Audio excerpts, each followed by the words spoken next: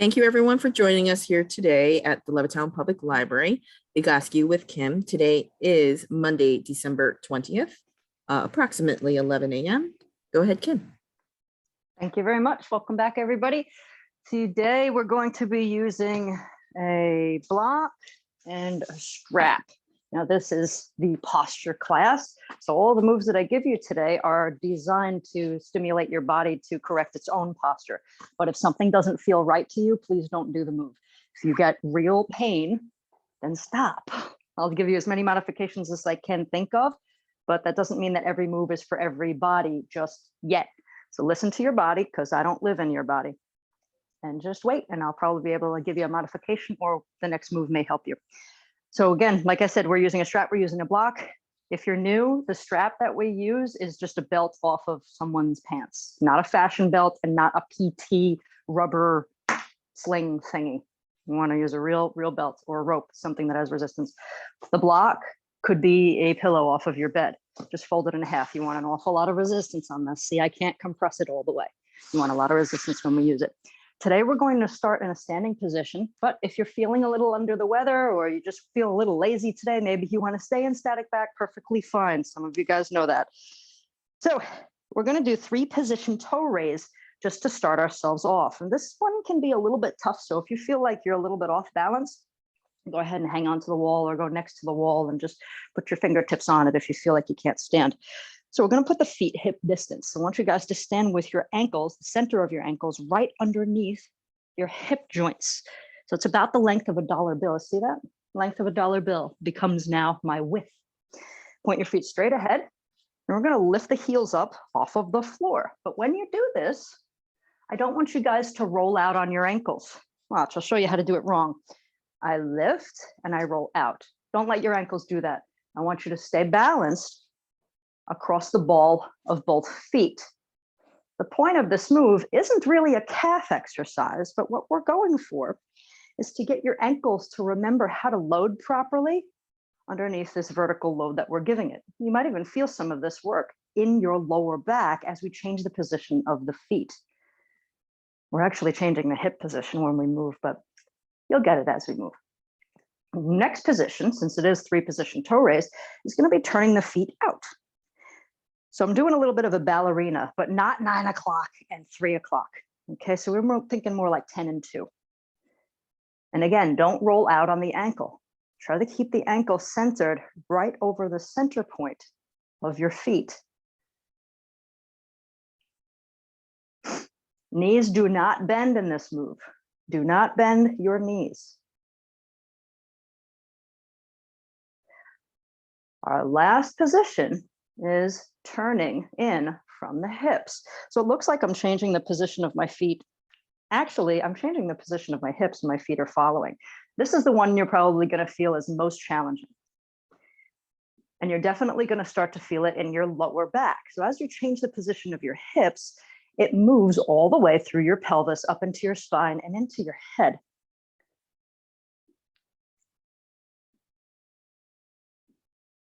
Believe it or not, sometimes people have shoulder pain or even head pain. If I notice that their head is in a totally different zip code than the rest of their body, can give them a move like this and the head starts to recenter itself over the shoulders. And then things like sensations in the body start to change. Good. Come on out of it, everybody. We're going to go for elbow curls. So stand with your feet pointed straight ahead, please. You're going to take your hands into the modified golf grip, which looks like this.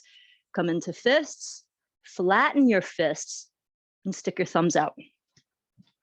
Again, the feet are straight ahead. And if you wanted to be a real butt kisser of the teacher, which is me today, you're going to put your back against the wall and put your heels on the wall, and you're going to do your elbow curls against the wall or against the door.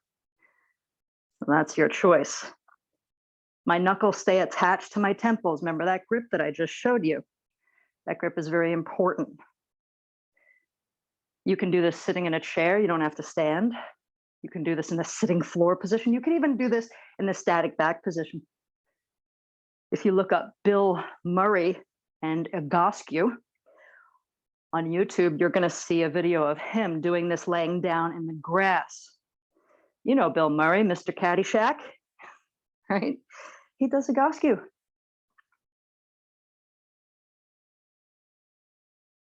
even though I'm against the wall, I'm not letting the wall stop me if my elbows touch the wall. I'm actually continuing past that, a press into the wall using my elbows so that my shoulders squeeze back and down.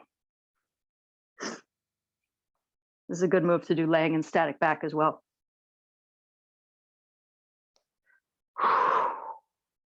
Which is where we're going next, everybody. So I want you guys to come down to static back position, but I want you to bring your block with you. And I think I also want you to keep your strap nearby as well. So we're going to hang out in static back for 3 minutes, and then we're going to do some work out of the static back position. So when we take static back, you want to use a nice square chair or an ottoman, something the same height as your hip if you were kneeling. So this is the length of my femur. It's about 24 to 26 inches, depending on how long your leg is. I was telling my Thursday class that it became very important for me, 3 minutes, everybody. It became very important for me to pay attention to how to trap my legs. And I had to buy this extra riser. I also got that for my other clients who have longer legs. Let me show you why. And this might clear up some of your issues that you might be having and not knowing in static back. So if I don't have the riser, and this block is about 24 inches, my legs are a little bit too long for that. Watch what happens. See how my legs can actually drop out and my knees are no longer over my hips. So you might have to take a pillow or a blanket or something of that sort. Now, my legs are so trapped, even when I relax, my legs don't go anywhere. So this is really important. We're trapping the body in these positions. And when that happens, it's going to force other muscle groups, tissue, the fascia, and all sorts of structures in your body to change and recruit differently. That's what we do at Egoscue. As if I'm part of the Egoscue clinic. I am not. I am just an affiliate. Everybody.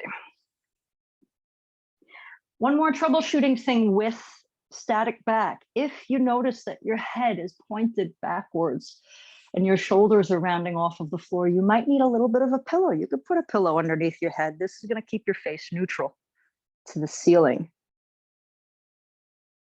And that's a good thing.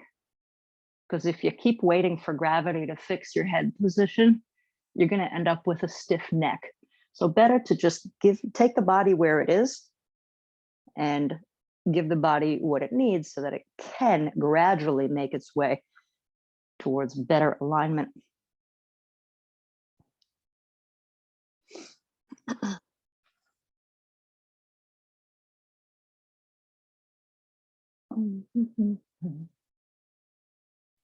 Keep that block nearby, gonna eye it up. And eventually that block or pillow is gonna go right in between your knees. We're gonna stay in the static back position for the next couple of moves.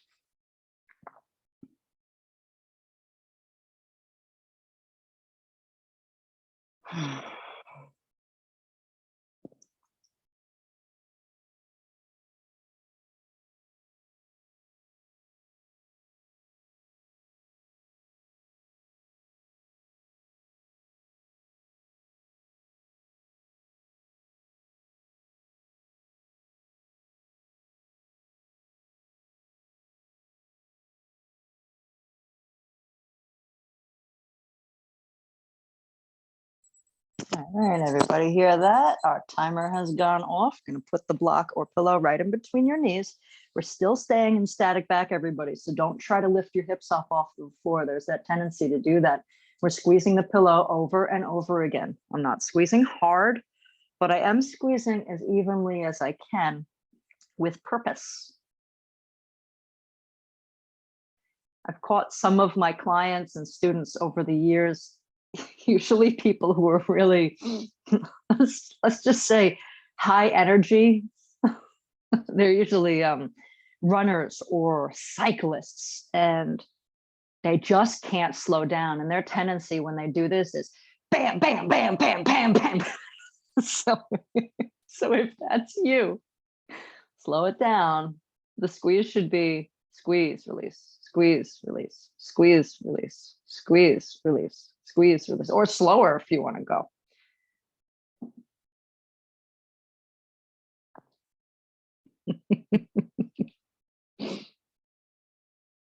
These types of people tend to be anxiety prone, and I don't wonder why.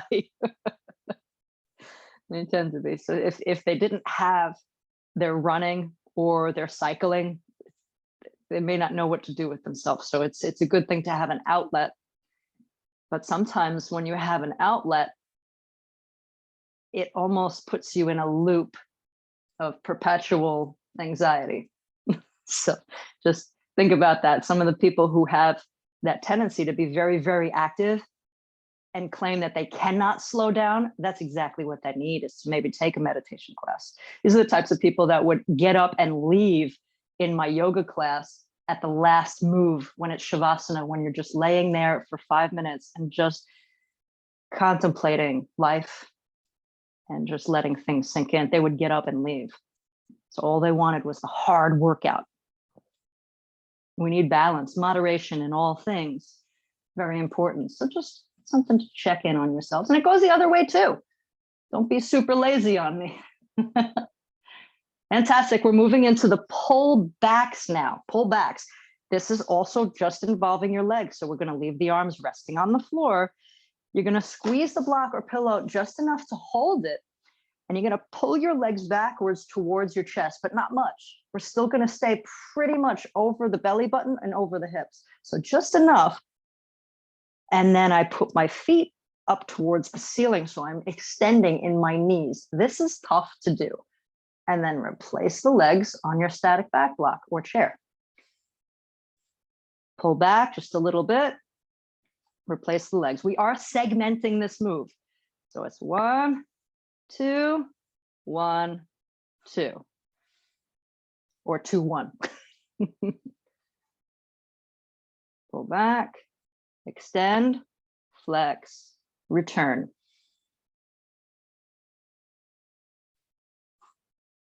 It's such a simple move, isn't it? But do you feel how challenging it is? When I'm doing this move, I'm going to turn so you guys can see if you've never seen it from this position. When you do the pullback, I'm keeping my legs in this same position as if I were standing. Trying to keep my feet right over my hips, depending on how big your block is. That's going to be easier or harder. And I'm trying to keep my ankles dorsiflexed, which means I'm pulling my toes back towards me. It's not going to kill you if you don't.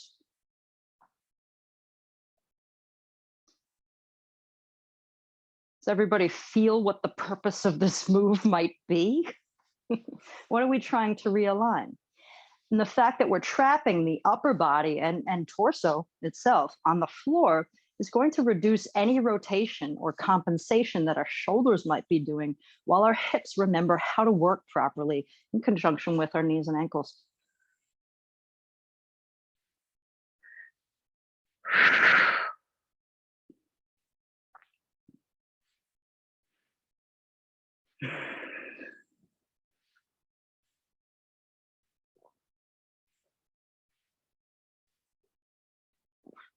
Okay, everybody. Tough move. I feel like doing 50 more of these, but I'm not going to kill you.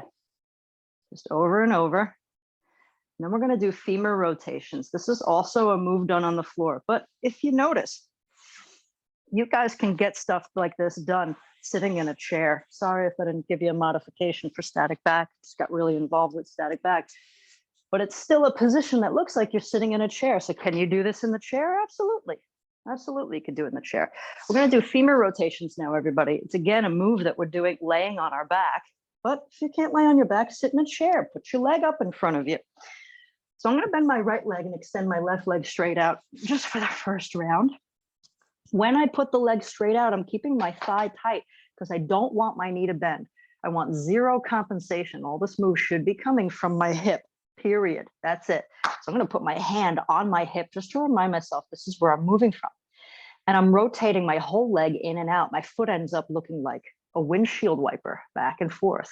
I'll turn towards the camera for anybody who's new, in and out. The opposite leg, if you'll notice, my foot is still in line with my hip. The leg that's straight out, my leg isn't out to the side. It's also with my ankle still in a vertical line with my hip. Or now it would be horizontal line, right? In the same horizontal line. In and out. There's a less intense version of this called knee drops. We're going to do that right after. Switch your legs, please. In and out. I can't see everybody and everyone's feet, but if you're new to this, oh heck, even if you're not new to this, pick your head up and take a look and make sure you're not moving your ankle or moving your foot. Even I had a tendency to do that. You know, as you rotate and you hit the very edge of, okay, I can't turn anymore, your foot has a tendency to complete the movement. It's amazing how the body works. So you want to keep the foot still. This should all be coming from the hips. Switch again, please.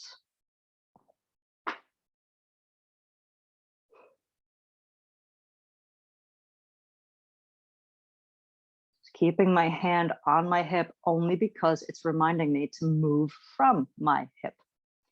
In and out. Oh, also, one of my clients years past would do this kind of in a very lazy fashion.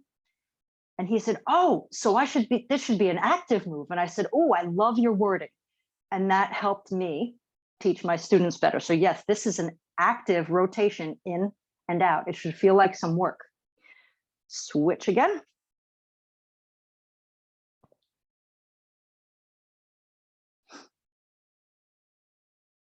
I know you guys like my voice and my teaching style sometimes, but if you'd rather hear these types of, let's just say, sequences from Pete Egoscue himself, you can find this one. This is the realigned feet and femur sequence that I'm giving you to start out this morning. You can find it on YouTube.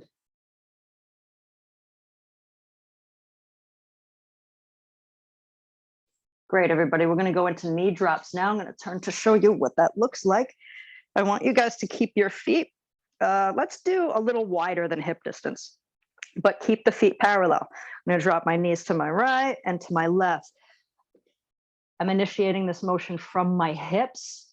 And you'll notice that I'm twisting so much, my shoulders still stay on the ground, but my butt is off of the ground. My mid back is off of the ground. I'm doing this twist that's ending in my upper back.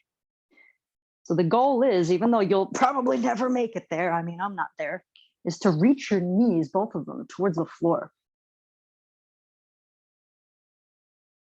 Towards the floor. You want to try and touch the floor. Can you do this sitting in a chair? Absolutely. Can you do this laying in a bed? Yeah, you can. It's just the bed isn't as flat as the floor, so it's going to create more room for you to cheat. More opportunity for compensation. We don't want that. These are also a femur rotation. This is a femur rotation move, but because it involves twisting in the lower back, it tends to be a little more gentle in the hip area. All right, we're going to move on to upper spinal floor twist. And today we're going to hold it for 2 minutes because I said so. You're welcome. Lay completely on your left side. This is just for my uniform cueing. And I want you to think about being in the static back position. Hips and knees are at 90 degrees. Trap them there. I'm going to put my arms straight out in front of me, and I'm going to touch my palms together. This is so I can keep a 90-degree angle in my shoulders to start out with.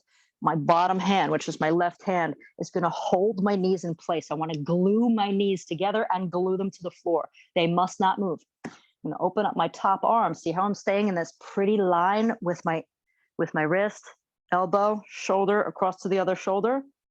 Stay in this pretty line. I'm opening backwards and just letting my arm rest. It's hanging out because, hey, I'm tight this morning. So my tissues aren't letting me get all the way to the floor. If you guys made it all the way to the floor, double check your knees. You might be cheating. If this hurts your shoulder or it's too much leverage on your shoulder, you can rest your hand on your ribs. You can also rest your hand maybe on a big pile of pillows behind you. I was doing that on my left side when I was rehabbing my shoulder. You can also do this in another position. Sit in a chair and twist your body. That's all we're doing, except we're hanging out for 2 minutes today. There is a tendency for your arm to not go closer towards the floor, but instead go closer towards your butt. If that happens, you're going to lose the effect we're going for in this move. So I want you to make sure that you can look towards your hand and you could still see it. If that thing fell past your eyesight, your hand is creeping towards your butt.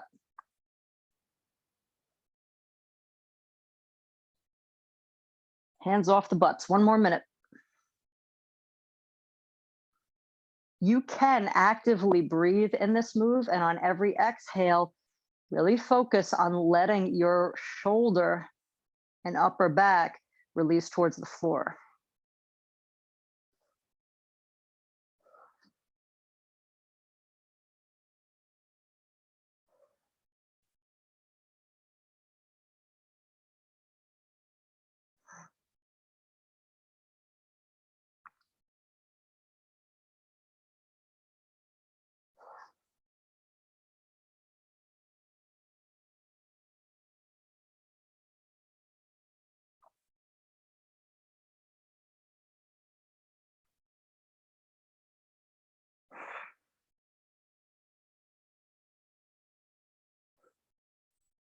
All right, 2 minutes is up. Switch to the other side.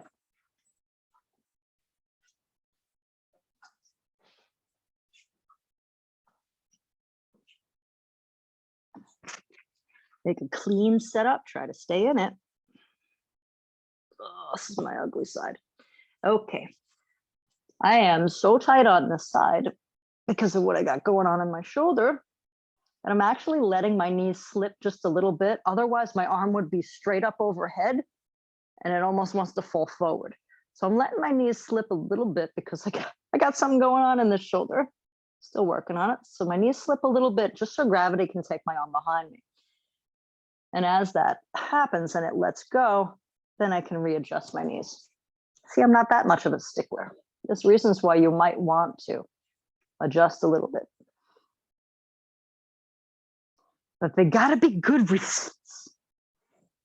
They have to make sense. Logic is important. Rationale is important, but so is intuition.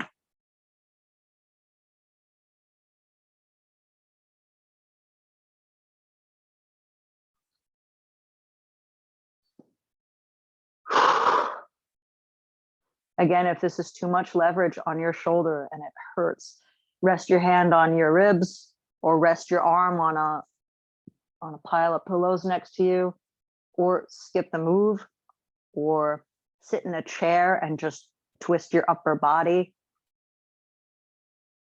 towards the same direction. You don't have to stick your arm out.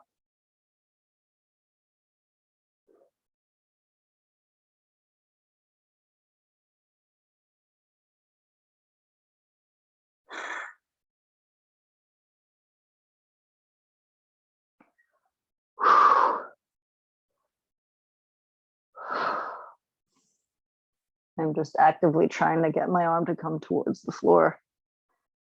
That's why I'm involved in the breathing. And it's a little painful, but it's the good pain. It's the stretch pain. It's the pain that the PT gave me while I was crying on the floor and she's hammering on my shoulder. Igaski will never do that. But I let her do it. Cats and dogs, please. You can do them on hands and knees. You could do them sitting in a chair. You can do them on your fists. Or you could lay on your back and do pelvic tilts. You could do those too. Some of you guys know that. When you do cats and dogs, I'd love to see your shoulders go through a great range of motion. There's retraction and protraction, just like what we felt when we were doing the elbow curls. Do you remember?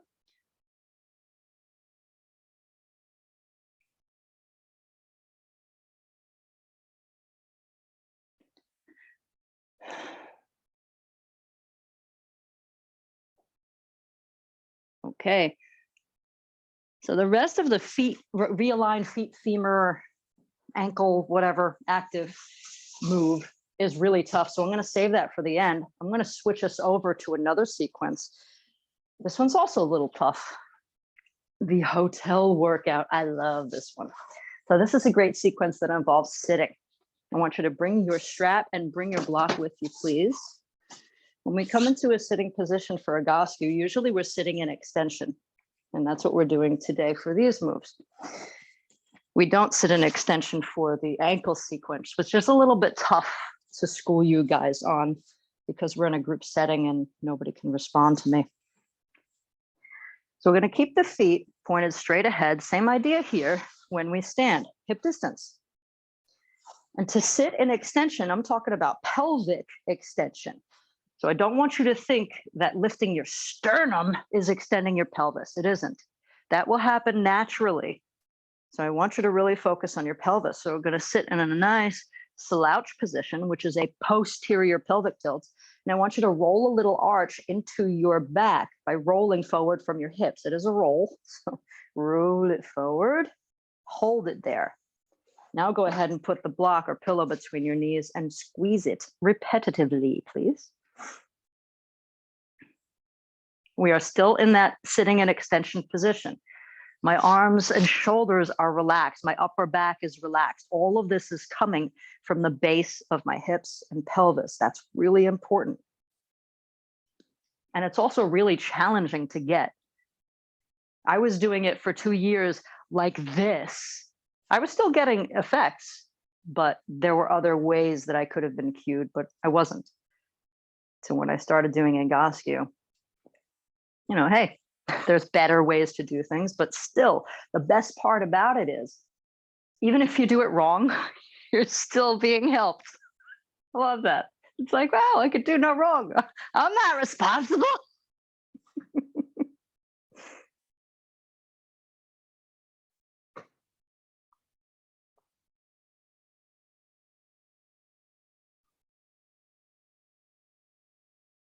Over and over. I'm just squeezing and releasing. This is the same thing that we were doing when we were laying in the static back position, except now we're loading the hips and pelvis. Before we weren't under load.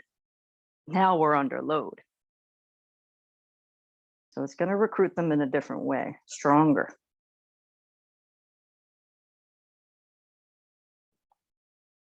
All right, my friends, we're going to take the strap and put the strap around the knees. Step into the loop that you create with your strap or your rope. Maybe you're a sailor and you took a line off of your vessel. It's been done. Once again, my knees are hip distance. The center points of my kneecaps are the length of a dollar bill. Same thing with the center points of my ankles. My feet point straight ahead. Make sure that stays. Sit your pelvis in extension. Roll a little arch into your lower back. Press out on the strap.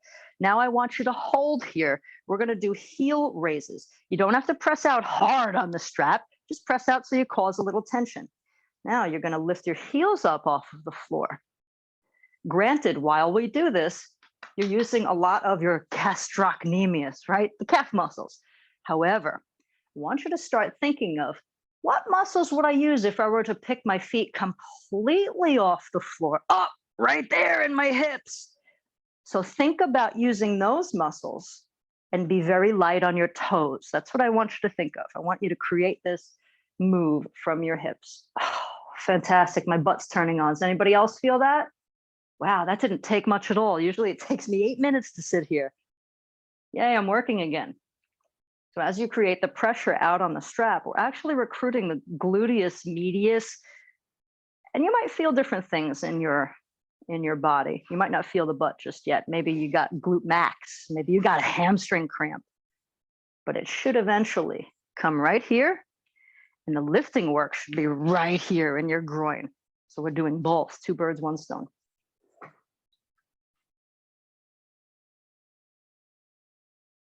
I could be a real jerk and have you just lift your knees completely, but some of you can't do that. And so this would be a little bit of an aggressive move. You want to be a hero today? Go ahead. Go ahead, lift your knees up. You might have to lean back a little bit if you're like me. and we're a little bit weak and we can't quite pick the legs up so deep. So you might have to lean back to do it. Not going to kill you, but that would be a stronger version of this move. Okay, everybody, you're going to hate me. We're going to do 10 sit to stands. And I'm going to give you the option to either keep the strap around your legs or to put the block in between your legs. Try it out. If you've never done sit to stand with a strap before, and you've done it with me with a block, leave the strap on and see how it feels. If you've never done it at all, just try it out. Sit to stand is just like it sounds. We're going to come to a standing position, but try not to throw yourself into it. I want you to stand straight up using your muscles. The other thing, if you can, interlace your hands and put them behind your head, draw your elbows back. This is going to keep your upper back in extension. If that hurts, maybe you could put your hands on your shoulders and draw your shoulders back. Maybe you put your hands on your waist and draw your shoulders back. But we want to keep the upper back in extension. I don't want you guys to do this to get up. Keep some pressure on your strap. Stand. 10. Sit back down. No turning around.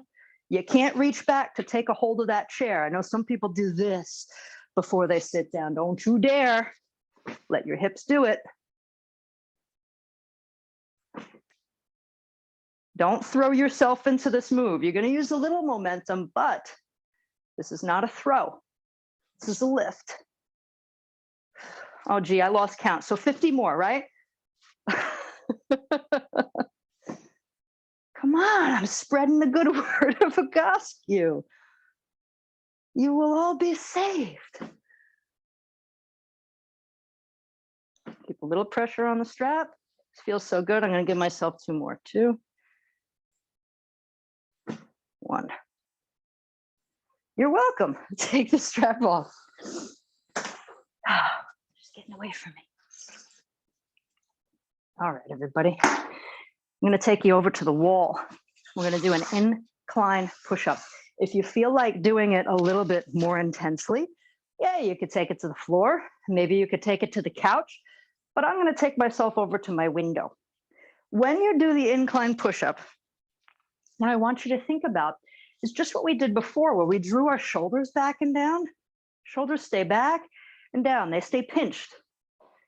They stay back and down, pinched. Some of you have a tendency to do this. I want you to really be careful with that. Notice when your shoulders stop doing the movement and you start compensating by doing this. You'll know you're compensating if you start feeling it in your back. So really pay attention to that. I'm going to take my hands onto my windowsill or even onto the wall. I like the windowsill because I can hold on to something. So this is an incline push-up. I'm walking my feet away from me, so I'm at maybe a 45-degree angle. I'm going to squeeze my shoulders together. I'm going to bend my elbows, bring my nose to the wall, and press back. I'm going to go a little bit deeper just because I have been. You guys are going to do 10 of them. Do them against the wall or do them on a windowsill or a chair. Maybe you're that tough. Pinch the shoulders together and come in. 10. I don't care how deep you go. 9. Just keep your shoulders back. 8. 7. 6. 5. 4. 3. 2.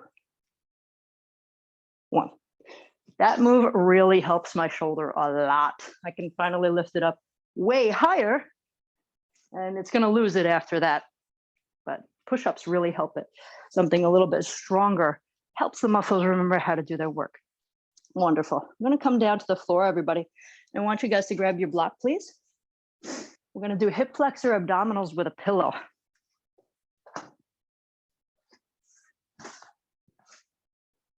This move involves doing crunches, Egoscue style, and we're also going to involve the hips as well. If that's too much for you, you can just do the crunch or just do the hips.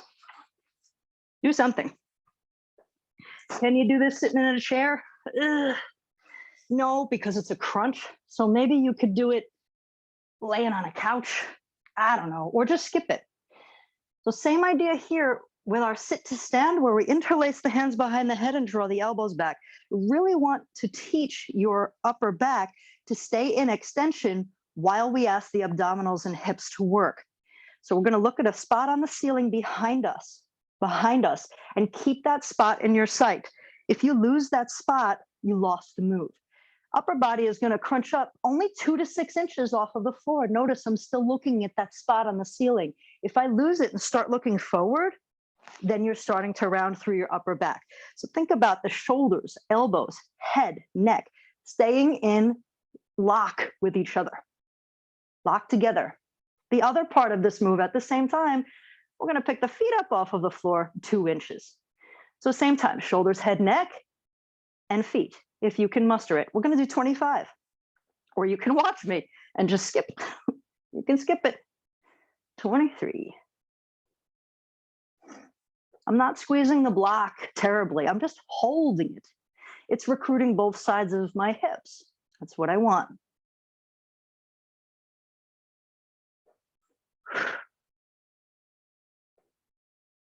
The other thing that we're teaching our abdominals to do is to work and to pull the trunk into flexion while we keep the upper back in extension. It can be done, but most of us don't train like that. A crunch ends up turning us into an egg. Darn it, I lost count. 50 more. Probably around 15, 14, 12, somewhere around there. Notice I'm not lifting a lot. This is about creating form, not going super far, because if we did go any further, we'd leave other muscles behind and start recruiting other muscles. So I want to keep turning on certain muscles and leaving the other ones out of it for now, just for now. 3, 2, 1, 2, 3, 4. I'm kidding. I'm kidding, everybody. They feel so good. All right, everybody. I'm going to take you back to the other workout now. We're going to go into some flutter kicks. These are tough. We're working a lot on the hips today. You can do flutter kicks either laying on the floor, you can do them sitting in a chair, or if it gets really hard, some of you really have a hard time keeping both legs up, you can do one leg at a time. I have one of my clients that does this for her flutter kicks. I am going to do flutter kicks laying on the floor. I put my hands right underneath my butt, and I kind of make this little triangle shape that my butt sits into. And I can pick my legs up off the floor. This might not be you. Again, if you're doing this in a chair, you can sit in a chair and you can work on kicking your legs in the chair, but this is our flutter. Every 10, I'm going to change the position of my ankles. Plantar flexion, dorsiflexion, but knees stay straight. If that's hard for you to do one leg at a time. Perfectly fine. So I'm going to hang out there for 30 seconds. You guys can pick whatever works for you, and we're just going to get it done. My toes are pointing straight up towards the sky. I'm not letting my feet evert, so I'm not turning out like a duck. But by keeping the knees straight, all of this work is focused on your hips.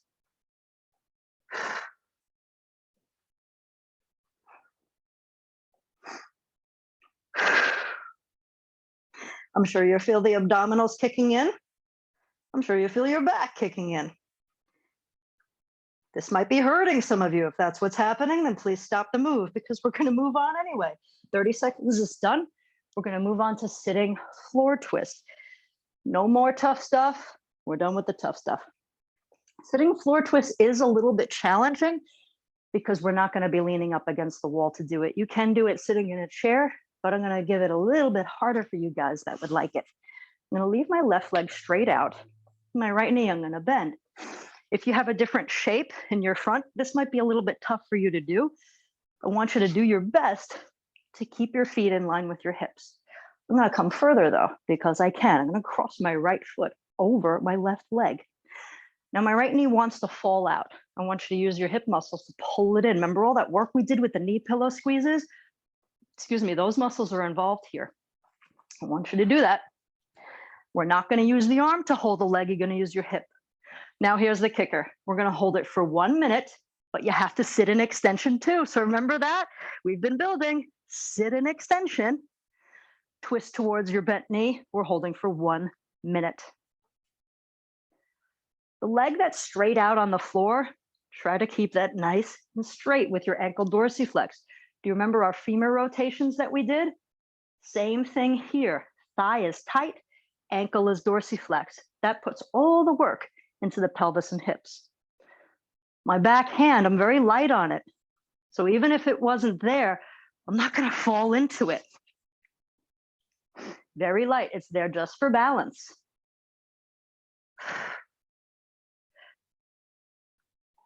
I'm going to come close to the camera because I think I see.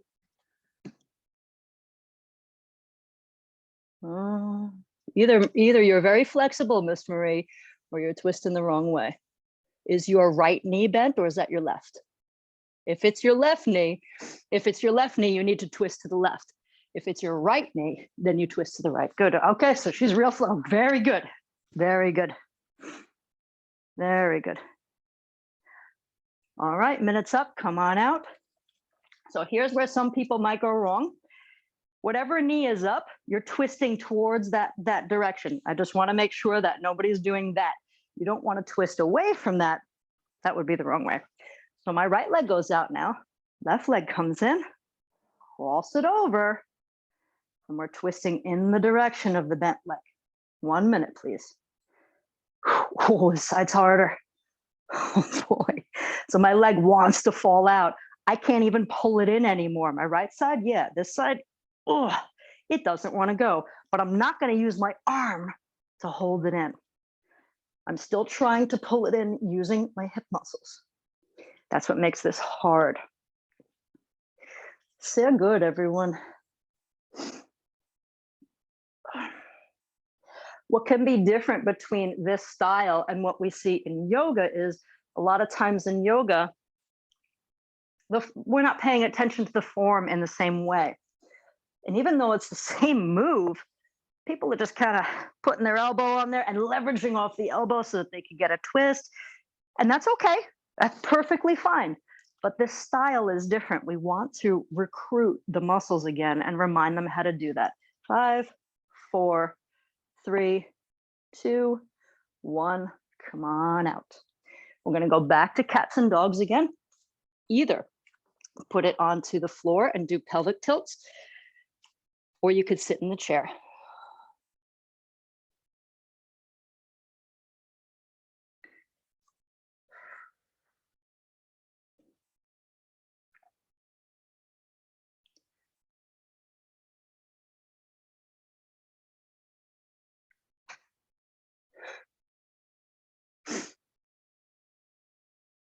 At the end of one of these sequences is that really hard sitting floor move for 5 minutes. But I already told you guys that the hard stuff is now out of the way. So I'm going to give you an easier version of sitting floor. If you want to do the tough version, you guys know that you can. You just won't be using the wall for it. But I'm going to stick you in sitting floor for 3 minutes, and we're going to do it against the wall. You don't need any tools for this, just a door or a wall. I'm going to show you 2 different angles of this move. When you get your butt to the wall, I want you to lean over almost in the direction of trying to touch your toes so you can get your tailbone on the wall. This might be hard for some of you, but I haven't usually caught it too often, that the backs of your legs are so tight that it pushes your butt off of the wall. If that's you, then maybe you're going to walk your butt away from the wall and sit here. That's just for people whose pelvises stay so posterior that they don't allow them to flex from their hips. So the 3 things that we remember in this position are ankles dorsiflexed, thighs tight, and shoulders back. So I'm keeping my feet hip distance, tailbones on the wall, thighs tight, ankles dorsiflexed, shoulders squeeze back. 3 minutes. I can tighten my thighs so much that the shape of my calves lifts my heels up off of the floor. I'm not doing that on purpose. It's just something that happens to me. So not everybody will be able to look that way. And it's not important that you do. Oh, just caught myself. I was getting lax on my shoulders.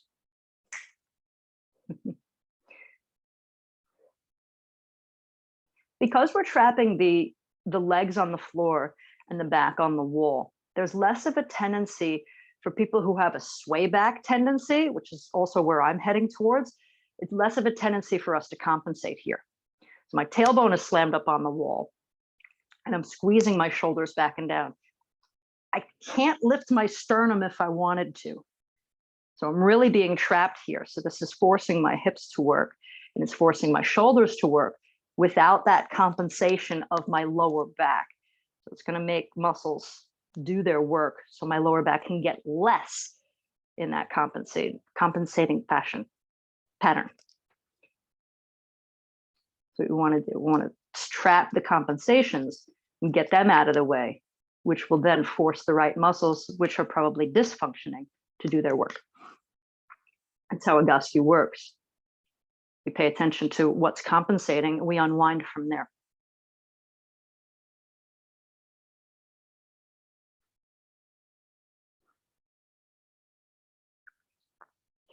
I set my timer for 2 minutes, so when you hear this timer going off, you've got 1 more minute. Feels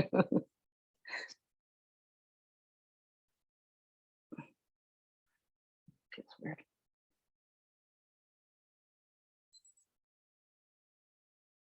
One more minute, everybody. You could stay with me. There's also a lot of things that you can do in this position. This is similar to the legs up the wall position. So you can do shoulder elevations while you stay retracted. You could even do pullovers here. Wow, those look ugly. Ugh. Yeah, that looks ugly. You can do arm glides. Those also look ugly on me. Arm glides look like, so of course I got the other wall here, sorry, but arm glides would look prettier. You want to keep everything in contact with the wall. You can do femur rotations out of this move. You can do ankle squeezes in this move. You can do leg splits out of this move, leg splits with femur rotations out of this move. So if you like this move and you know that it's helping you with your compensations, start adding on other moves. And then notice what happens to your body afterwards.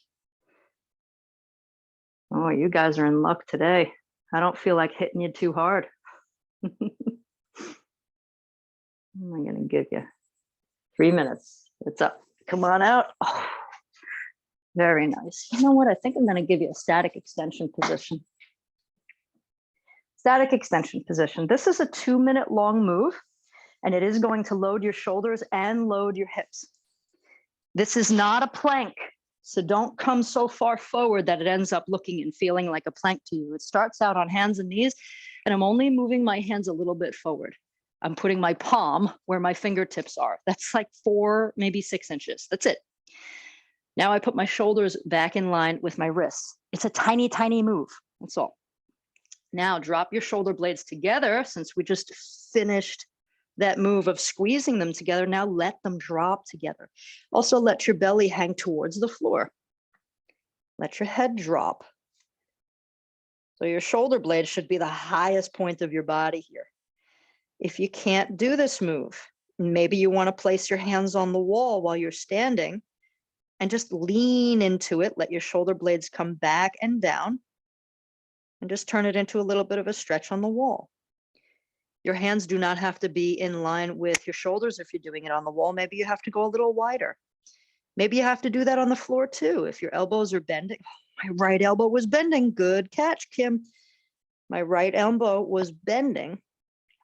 So you might want to stance your hands out even wider from each other because the shoulder needs a little bit of a Band-Aid. Me? No, I'm just going to make sure my elbow stays straight because I can do it. I just pay attention. So I am going to force that shoulder to do its work. That was 1 minute down. We got 1 more minute if you guys could stay with me. 1 more minute.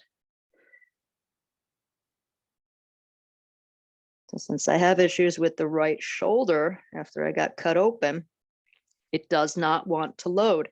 So it's going to ask my elbow to bend. Now I have to make sure that compensation doesn't happen, keep my elbow straight, and all of that work now goes right back to my shoulder. Remember, shoulder. But this might not be for you. Maybe this is painful. Maybe you're like I was when I just came out of stupid surgery. Maybe you need to do this standing against the wall and just place your hand gently on the wall. See if you can get your shoulder to come into that direction. This is a lot of load to put on the hips and on the shoulders. But we need it. So if you can do it, stay with me. Come on, 1, 3, 2, 1. We're there. Okay, come on out, everybody. We're there. How was that? Oh, that feels good. That feels really good. I feel like doing push-ups again.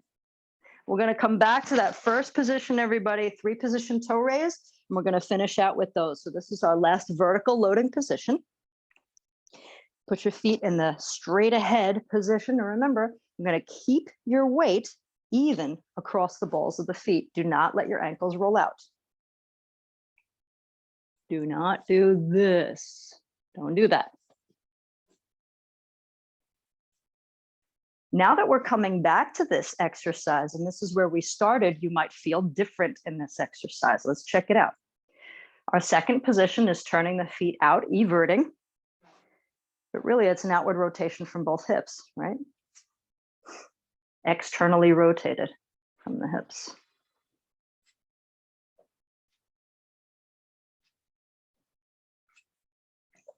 Might feel your butt at work here when you're doing this move.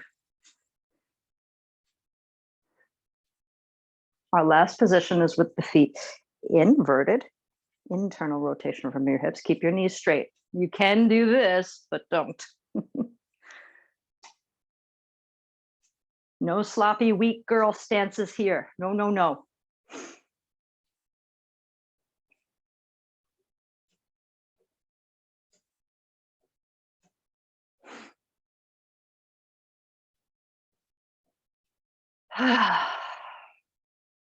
Usually when we do 3 position toe raise, we do 3 rounds, but I'm going to save you guys.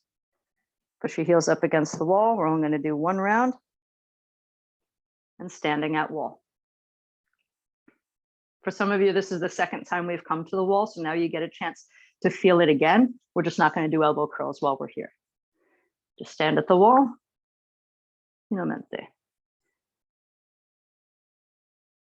One of the, I think it's the second or third trimester Egoscue routines, it's standing at wall with rolls.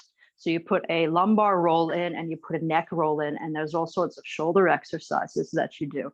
And this is for the pregnancy routine. But you didn't know that there was a routine for pregnancy. So more and more people are getting C-sections, not only because it's simple to do and technology has come so far, but also because women do not have the muscle recruitment in order to give birth. That's just it. In fact, a lot of women don't have the muscle recruitment in order to get pregnant. And I know that from one of the therapists who was talking to me, said that she couldn't get pregnant. And she just thought that it was a medical condition. It was her position. And once she was doing Egoscue, she was so excited, she got pregnant. So her body knew that it could not give birth because she had such incredible posterior tilt that when the position of the pelvis changed, now body is ready for baby. Really impressive stuff. Your body knows. 1 more minute, everybody.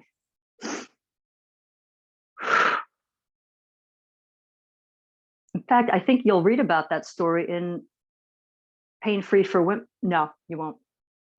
Not about that story, but about cases similar to that. Pain Free for Women by Pete Egoscue. It's a really big book, but it talks about kids, shoes, getting pregnant, giving birth. Really good book.